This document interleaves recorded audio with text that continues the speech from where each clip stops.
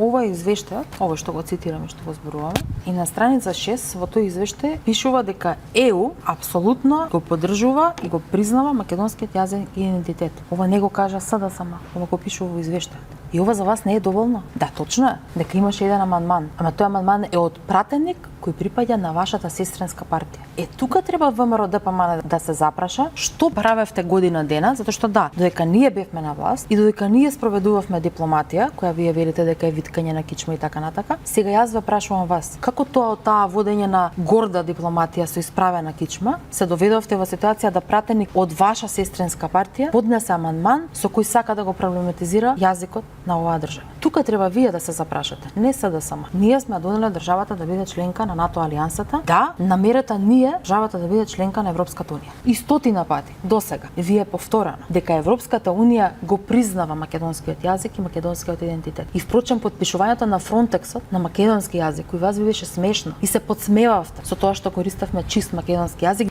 така се води политика кога сакате да се изборите за правото кога некој друг сака да ви го попречи.